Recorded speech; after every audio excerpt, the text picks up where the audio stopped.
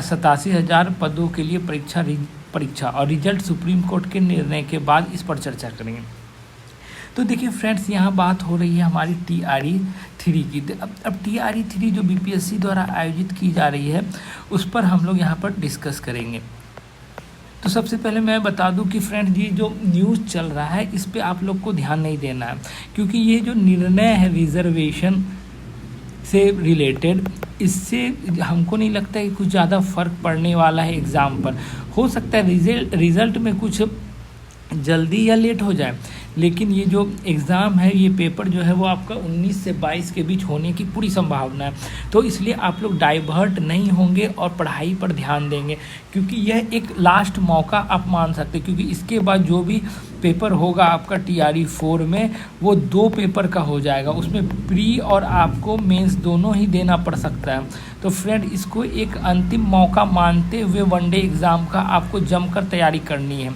तो अब मैं यहाँ डिस्कस करूँगा कि तैयारी किस प्रकार से करनी है, क्योंकि देखिए मैं सबसे पहले बता देना चाहूँगा कि मैंने भी TRE-1 का जो पेपर निकाला था, मैं भी फ्रेंड अभी TRE-1 क्लियर करके BPSC के द्वारा जो आयोजित TRE-1 हुआ था उसको मैंने क्लियर किया था केवल 8 से 10 दिन पढ़ के। ठीक है, तो अब मैं बताना चाहूँगा कि आप भी 10 दिन पढ़ के किस प्रकार स्मार्ट तरीके से BPSC TRE-3 को आप क्लियर कर सकते हैं। तो सबसे पहले फ्रेंड, आपको क्या करना होगा कि BPSC TRE-3 को 10 दिनों में क्लियर करने के लिए आपको क्या करना होगा, प्रीवियस ईयर पेपर। और ऐसा नहीं है कि प्रीवियस ईयर सिर्फ आपका TRE-1 और 2 का, आपको कौन कौन सा प्रीवियस ईयर करना है, BPSC TRE-1 और TRE-2, इनका तो प्रीवियस ईयर आपको करना ही करना है। ये दोनों पेपर को तो आपको सॉल्व करना ही करना है। साथ में आपको BPSC जो लेती है, प्रॉपर जो BPSC एग्ज़ाम लेती है कमीशन का, उसके भी प्रीवियस ईयर को आपको बनाना है। ठीक है फ्रेंड, और मैं यह गारंटी के साथ कहता हूं कि आपको इस प्रीवियस ईयर से 30% क्वेश्चन ज़रूर मिलने वाले हैं। अब देखिए, हम लोगों को क्या करना होगा, ट्रेंड को समझना होगा, स्मार्ट स्टडी।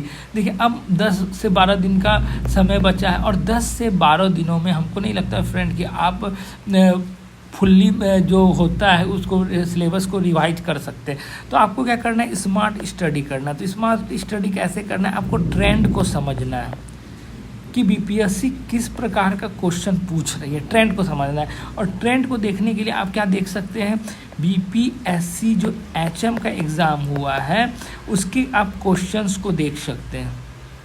उससे आपको एक ट्रेंड्स का पता चल जाएगा कि क्या ट्रेंड है। अब देखिए, मैं बताया आपको कि आपको कौन कौन सा प्रीवियस ईयर पढ़ना है। आपको तो आपको कौन सा पढ़ना है, BPSC TRE-1 का प्रीवियस ईयर, 2 का प्रीवियस ईयर, उसके बाद BPSC HM का जो क्वेश्चन है उसको आपको सॉल्व करना है। उसके बाद 64th BPSC से लेके 69th BPSC का जितना भी PYQ है, प्रीवियस ईयर क्वेश्चन है, उसको आपको सॉल्व करना है। और अगर आप इतना कर लेते हैं फ्रेंड, तो 30 से 40% क्वेश्चन आपको यहीं से मिलने वाले हैं, मैं गारंटी के साथ कह सकता हूँ। ठीक है, तो अब आपको ये कर लेना। ये करने के बाद आपका आधा रास्ता फतेह हो जाएगा। उसके बाद आपको क्या करना है, उसके बाद आपको करना है NCERT, ठीक है, या बिहार बोर्ड का।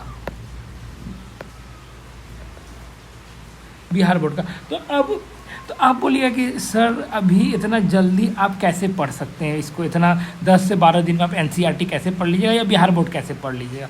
देखिए, इसका भी एक ट्रिक है।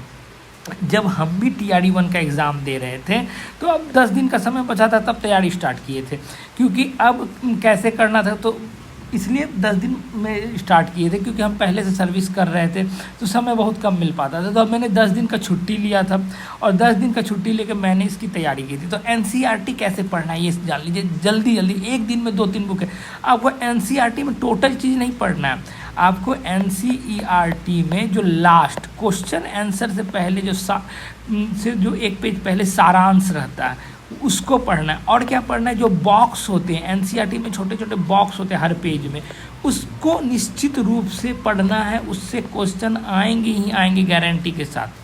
NCERT को पढ़ना है बॉक्स वाला, और जो क्वेश्चन आंसर से पूर्व जो रहता है संक्षिप्त में उसको पढ़ना है। तो ये अगर आप पढ़िए 2 पेज हुआ तो 2-2 पेज करके पढ़िएगा तो कितना होगा 10 से 12 पेज, यानी एक बुक आपका 1 से 1.5 घंटा 2 घंटा में एक बुक खत्म हो जाएगा। इस तरह से आप हिस्ट्री का, जियोग्राफी का, उसी तरह पॉलिटी का, ठीक है, इस तरह से आप सभी का NCERT को ख़त्म कर सकते हैं स्मार्ट तरीक़ा से। इसमें आपको पूरा बुक नहीं पढ़ना है। तो अब क्या 2 चीज़ हम बता दिए क्या क्या करना है। एक करना है आपको प्रीवियस ईयर